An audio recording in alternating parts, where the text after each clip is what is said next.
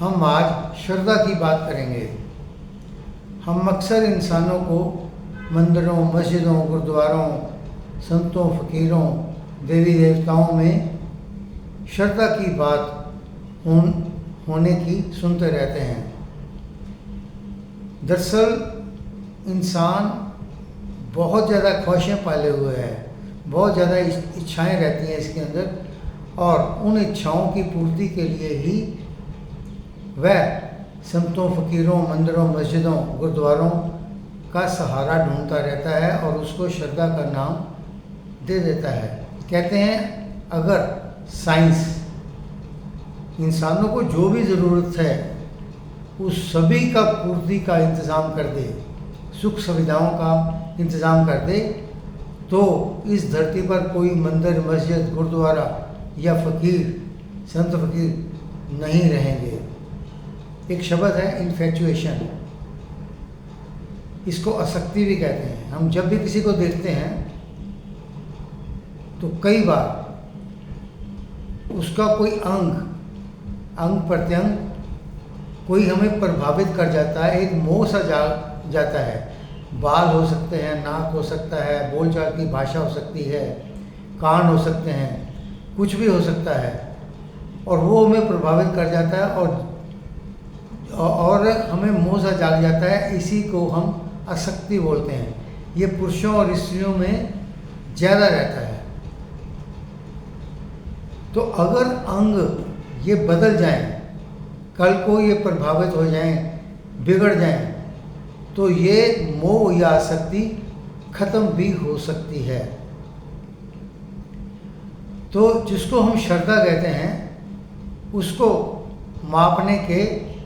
मापने की एक कसौटी है जिसके 3 भाग हैं।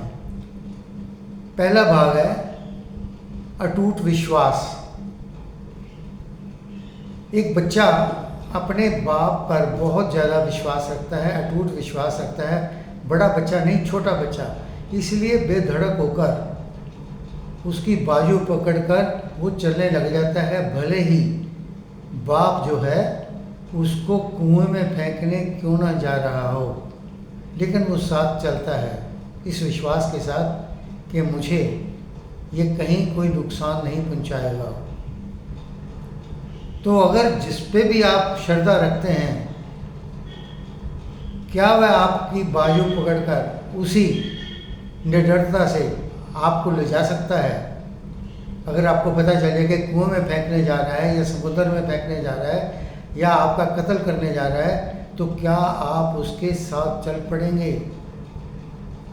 अगर चल पड़ेंगे फिर तो श्रद्धा है, अगर नहीं चलते तो श्रद्धा वगैरह कुछ नहीं है। पहली कसौटी तो ये है।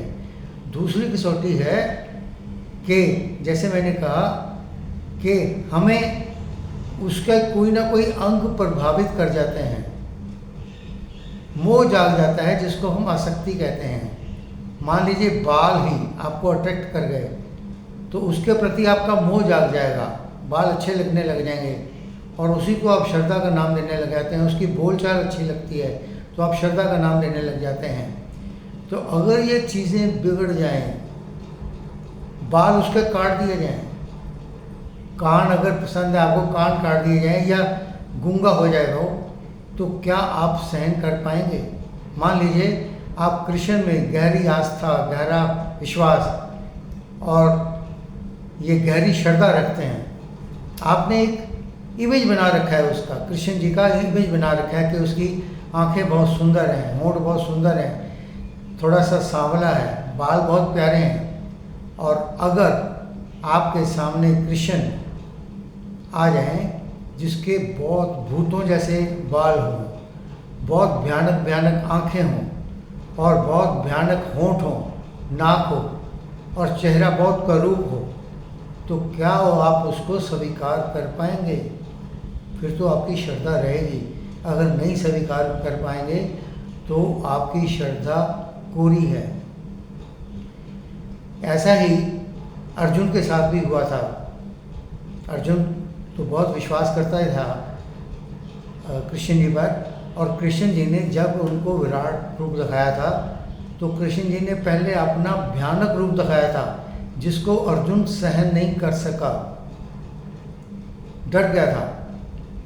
और अर्जुन ने प्रार्थना की थी कि आप उसी कृपा करके आप उसी रूप में वापस आ जाइए।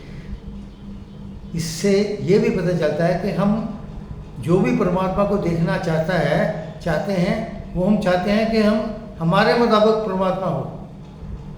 जो ईश्वर है कृष्ण भी हम अपने मुताबिक देखना चाहते हैं कि हमारे भी रूप के मुताबिक उतरता हो, हमारी पसंद के अनुरूप उतरता हो। ऐसा ही श्रद्धा के साथ होता है। किसी में भी आप श्रद्धा रखते हैं, कोई देवी देवता में, कोई मंदिरों मस्जिदों में, तो आप एक इमेज रखे हुए हैं अपने मन में कि ये ऐसा है, ये ऐसा सुंदर है। अगर वो सुंदर चेहरा या मंदिर का रूप भी बिगड़ जाए या मूर्ति का रूप भी बिगड़ जाए तो आपकी श्रद्धा एकदम खत्म हो जाएगी। एक तीसरी कसौटी और है कि आपके पास बहुत थोड़ा कुछ है। मान लीजिए एक मकान है जिसमें आप रहते हैं और वही आपका ज़रिया है रहने का। नई मकान होगा तो आप बाहर आ जाएंगे, सड़क पर आ जाएंगे, आपका सामान सारा वहीं पर पड़ा है। तो क्या जिसमें भी आप श्रद्धा रखते हैं, अगर वो आपसे आके कहे कि मेरे पास तो कोई घर नहीं है, आप घर लिए बैठे हैं, कृपा करके मुझे अपना घर दे दीजिए। कोई संत फकीर है जिस पे आप श्रद्धा रखे बैठे हैं, कोई देवी देवता ही है जिस पे आप श्रद्धा रखे बैठे हैं, और अगर आपसे आके कहे कि आप तो मुझे बहुत प्यार करते हो, बहुत आदर करते हो, बहुत याद करते हो, लो मैं आ गया हूँ, लेकिन मुझे एक मकान चाहिए, मेरे पास मकान रहने के लिए नहीं है, ये अपना मकान मुझे दे दो, तो क्या आप दे पाएंगे? अगर ये 3 कसौटियों में हम लोग उतर पाते हैं तो हमारी श्रद्धा कायम है, नहीं तो ये कोरे वहम हैं, कोरी भावनाएं हैं, कोरे पखंड हैं। तो जिस पे हम सही नहीं उतर पाते, हम कहने को ही श्रद्धा कह देते हैं, हमारी श्रद्धा कुछ भी नहीं होती। हम केवल उससे अपने मनोकामनाओं की पूर्ति चाहते हैं। अगर मिल जाए तो ठीक है, नहीं तो हम उनको भी त्याग देंगे। Thank you.